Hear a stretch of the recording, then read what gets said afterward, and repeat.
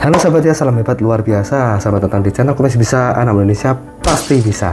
Nah teman-teman, hari ini mungkin udah tahu lah ya kita mau sharing apa, karena sesuai dengan judul kita. Dan mungkin teman-teman yang mantengin saya di Instagram, di instastory saya gitu ya, memang betul bahwa saya terkena COVID varian Omicron. Nah kita akan sharing-sharing. Mungkin Anda lihat suara saya berbeda ya.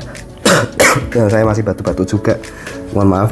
Jadi ini semoga bisa sharing ini bisa bermanfaat buat teman-teman ya. Apa yang mungkin saya lakukan, isolasi mandiri seperti apa, lalu mungkin nanti saya akan sharingkan perjalanan saya kenapa bisa sampai terkena COVID Omicron ini. Oke, setelah yang satu ini.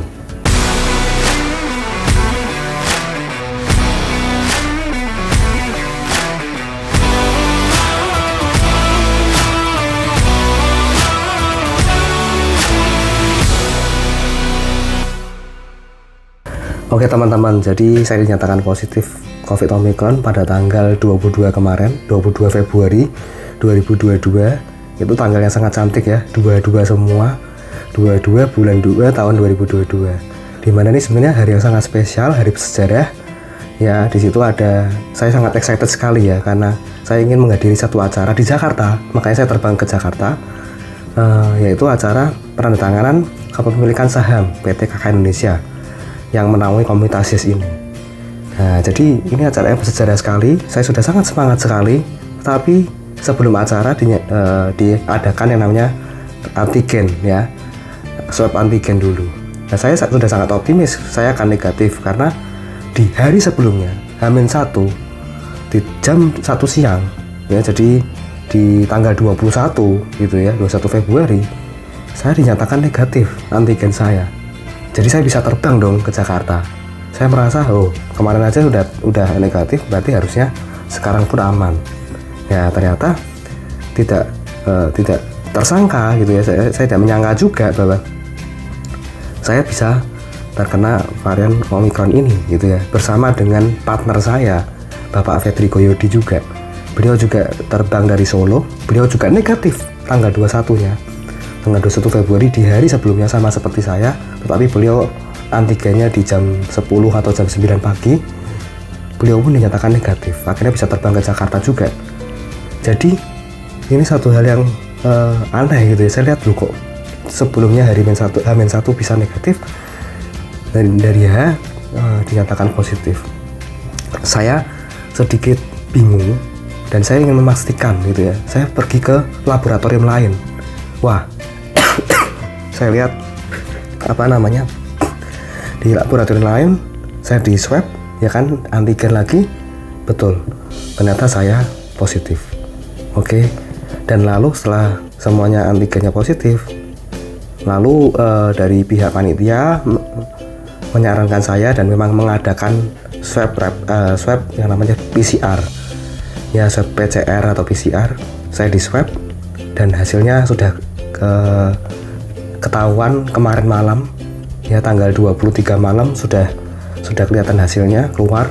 Saya dinyatakan positif, PCR-nya positif. Jadi ini betul-betul sudah jadi gong gitu ya, finalnya ya, memang saya positif.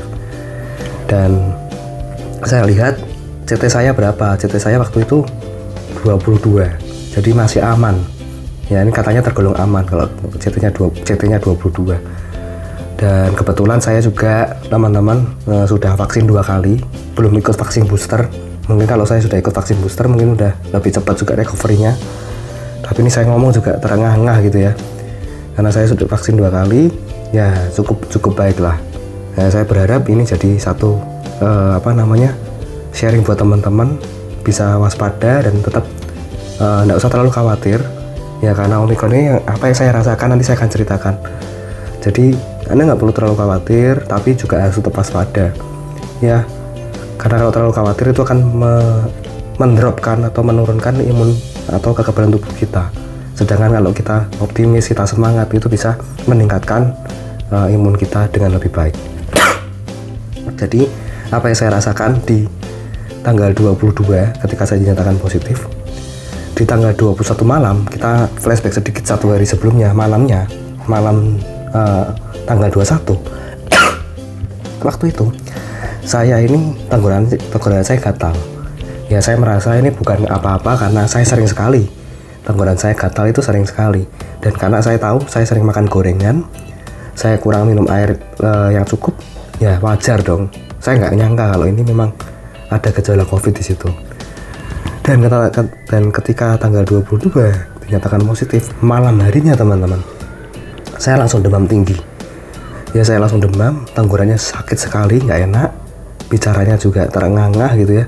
Walaupun saya nggak ada sesak nafas, tidak ada, tetapi saya merasa ada pilek sedikit dan memang tenggorokannya yang sakit sekali. Nah itu yang saya rasakan. Nah terus ada yang tanya ke saya, Pak Vino hilang penciuman dan hilang rasa bisa merasakan makanan nggak? Ya kalau saya pribadi saya nggak merasakan itu ya. Saya masih bisa mencium ya, dan saya bisa makan dengan merasakan rasa makanannya. Nah ternyata COVID Omicron ini memang seperti itu. Dia tidak indera penciuman dan indera perasa Anda itu masih ada ya, masih normal. Beda sama varian Delta, dan varian Omicron ini memang bukan jauh sih ya, saya ngomong lebih ringan dibanding varian Delta. Tetapi bukan berarti kita meremehkan atau menggampangkan masalah ini, bukan. Tapi kita tetap waspada, tapi kita nggak boleh terlalu khawatir. Karena ini kalau Anda minumnya cukup, istirahat cukup, ya makanan Anda bergizi dengan suplemen yang tepat, maka Anda bisa jauh lebih cepat recovery-nya atau sembuhnya. Nah, saya mungkin ke depan ini sudah hari ketiga di hotel ya, dan nanti 7 hari ke depan saya tetap isolasi mandiri di hotel yang berbeda lagi nanti, karena ada tempat khusus untuk isolasi mandiri. Dan apa yang saya lakukan ya sehari-hari teman-teman ya, pastinya teman-teman jangan lupa, satu, perbanyak bersyukur ya bagi teman-teman yang mungkin hari ini masih atau mungkin juga terkena Omicron seperti saya. Anda harus banyak bersyukur ya kan. Loh Pak, kok sakit kok bersyukur? Loh, kita tunggu sehat baru bersyukur atau bersyukur dulu baru sehat? Ya kan, harusnya dibalik, kita harus bersyukur dulu supaya sehat. Itu yang betul ya kan. Terus banyak bersyukur, banyak istirahat ya kan, banyak minum air hangat teman-teman, banyak minum air putih lah, jangan minum air dingin ya, itu kuncinya. Terus lalu jangan mikir yang aneh-aneh, karena seringkali kita nih yang bikin kita drop imunnya itu karena kita mikirnya banyak yang aneh-aneh, yang terlalu khawatir. Nah kita harus tetap positif dan semangat untuk bisa sembuh seperti itu.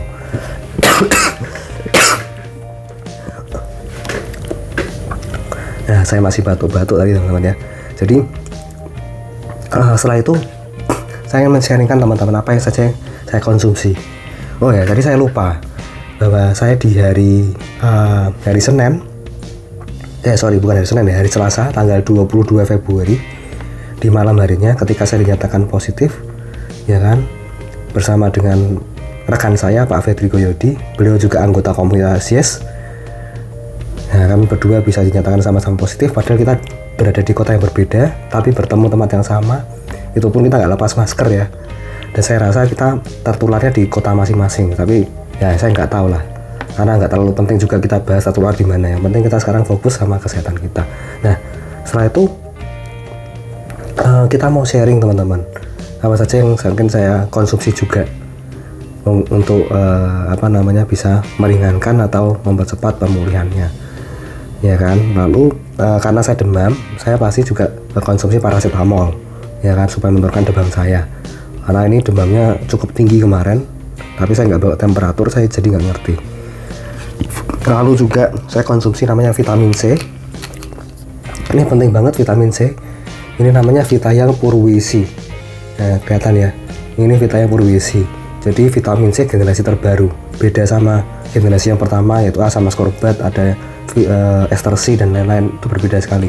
Ini sangat aman buat lambung, jadi Anda yang menderita MAH ini aman sekali, penyerapannya cepat ya kan, dan ini bisa bertahan selama 24 jam dalam tubuh. Jadi Anda konsumsi ini rutin, 1 hari minum 2 kali ya kan, ini bisa meningkatkan daya tahan tubuh Anda, bagus sekali.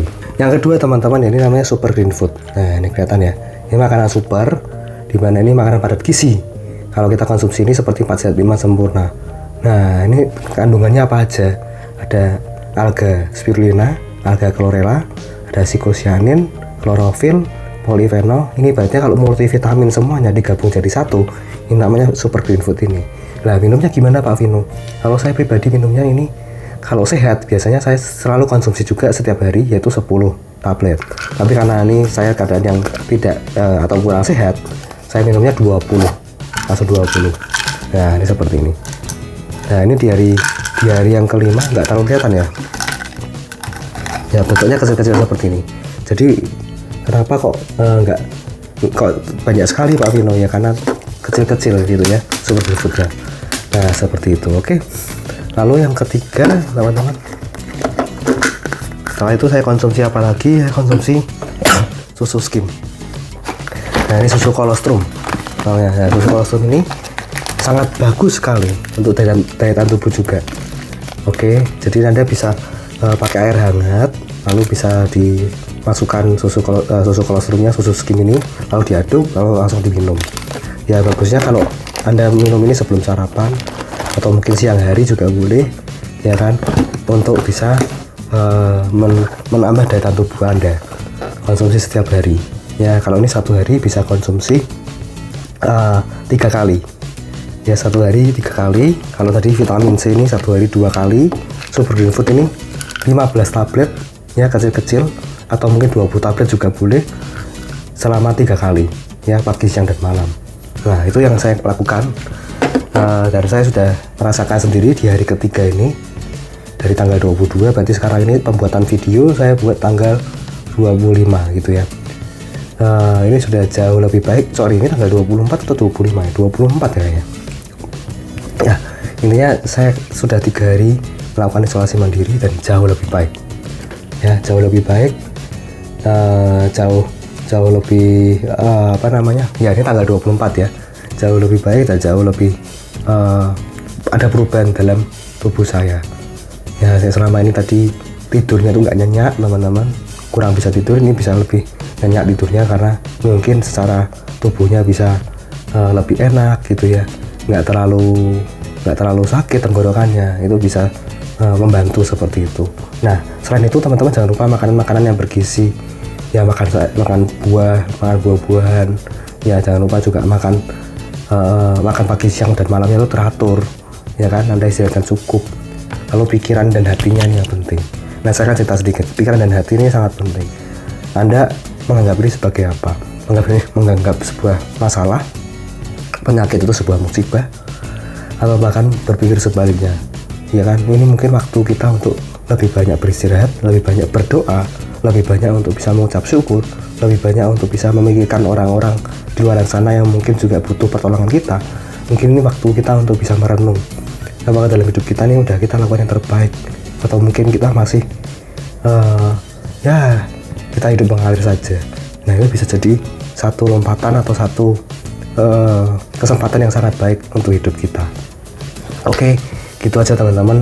Mohon maaf saya nggak bisa ngomong panjang lebar mungkin ya, karena situasinya seperti ini, dan saya pun ngomong seperti ini pingin sekali batuk terus gitu ya. Tapi saya berharap ini sharing saya semoga bisa jadi motivasi buat teman-teman, supaya mengingatkan kita semua, bukan cuma Anda, saya pribadi juga, untuk kita tetap bisa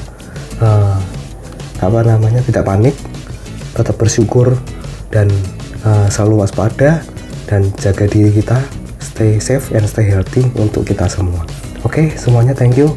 Kalau mungkin ada yang membutuhkan video ini, share ke teman-teman Anda.